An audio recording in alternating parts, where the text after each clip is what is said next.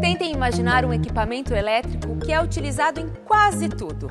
Indústria química e petroquímica, têxtil, alimentícia, siderúrgica, mecânica, naval, madeireiras, usina de açúcar, destilarias, máquinas agrícolas.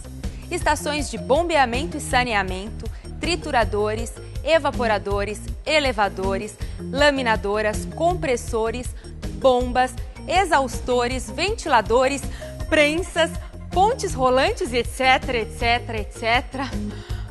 Ufa! Uma peça tão essencial e tão importante como essa merece uma atenção especial. Vocês não acham? Adivinharam do que estamos falando? Sim. Não? Vamos falar do motor de indução trifásico. Olhem só.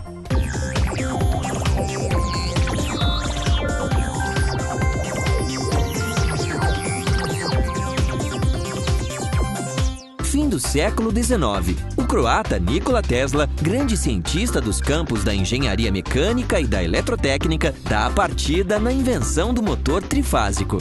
O motor de indução é o motor elétrico mais comum de corrente alternada.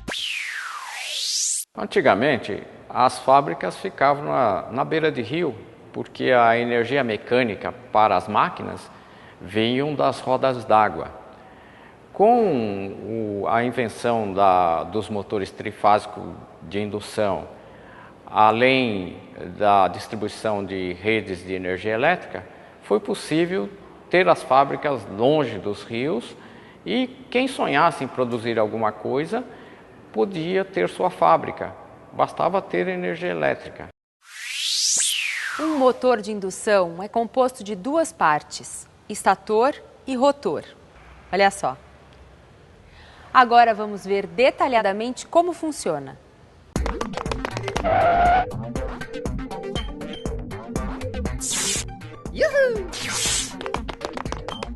No motor de indução, o espaço entre o estator e o rotor é denominado entreferro.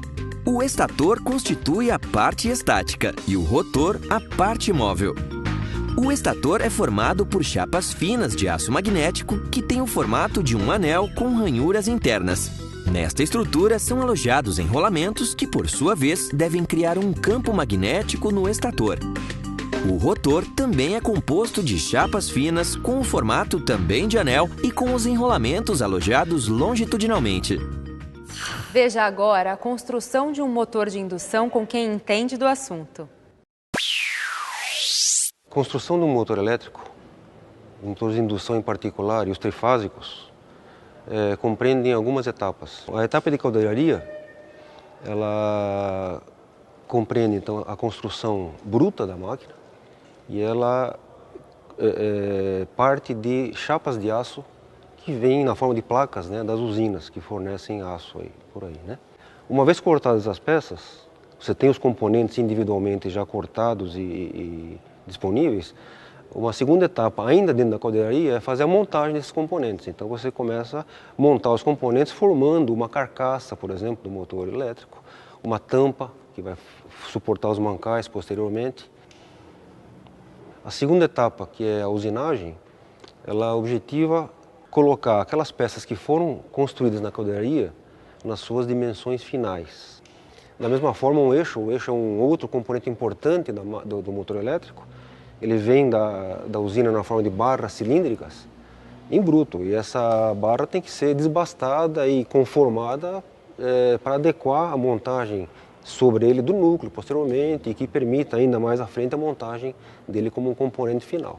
A terceira etapa é uma das etapas que é específica do motor elétrico trifásico, que é a fabricação do seu núcleo. O núcleo de um motor elétrico ele é constituído de lâminas de aço silicioso e essas lâminas elas devem ser então cortadas, né, na formato circular e sobre esse formato circular são executadas ranhuras onde posteriormente serão alojadas as bobinas ou as barras do rotor. Bom, a quarta fase ela compreende mais uma etapa que é específica da fabricação do motor elétrico, o que a gente chama de enrolamento ou bobinagem, que são sinônimos. Colocação dos fios, né, ou dos condutores elétricos dentro do núcleo. Você conforma bobinas, né, num formato adequado, e depois de conformadas, essas bobinas elas são isoladas adequadamente, e depois de isoladas, as bobinas então são alojadas dentro do núcleo, né, para formar o que a gente chama o enrolamento do motor. Então, para configurar agora esses vários pedaços no motor elétrico, essas partes são montadas entre si. Então, essa montagem compreende você colocar o núcleo bobinado dentro da estrutura da carcaça, colocar o eixo já com o rotor também dentro do estator, da carcaça, montar as tampas, que são elementos estruturais, e a máquina então está pronta para ser submetida aos ensaios e começar a funcionar. Existem dois tipos de motores de indução. Motor de indução com rotor gaiola, onde o rotor é formado de barras de material condutor que se encontram em volta do conjunto de chapas do rotor. As barras são curto-circuitadas por anéis metálicos nas extremidades. O segundo tipo é o motor de indução com rotor bobinado. Aqui, o rotor é formado por um enrolamento trifásico disposto em torno do conjunto de chapas do rotor. Agora vamos ver em que momentos utilizamos cada um destes motores de indução. Olha só. Em aplicações que o motor parte para acionar sua carga e fica depois ligado muito tempo, muitas horas, o motor de gaiola se aplica perfeitamente. Esse impacto na rede ele é pouco pronunciado. Já naquelas tipos de cargas em que se parte frequentemente, né, por exemplo, ponte rolante, siderúrgica, guinchos de grande porte, ou cargas de elevada inércia, forno de cimento, moinhos, são tudo equipamentos que se usam muito na indústria em geral. Nessas aplicações, onde o impacto da corrente é pronunciado e, por ser frequente, você é obrigado a usar um motor de anéis, que ele acaba limitando essa corrente apreciavelmente. O uso desse reostato externo no motor de rotor bobinado faz com que a corrente seja limitada fortemente, praticamente ao valor normal. Então você não tem impacto nenhum na rede e consegue operar normalmente com ele. Agora imaginem só a nossa vida sem esses tais motores de indução trifásicos. Provavelmente a minha e a sua rotina seriam um pouquinho diferentes.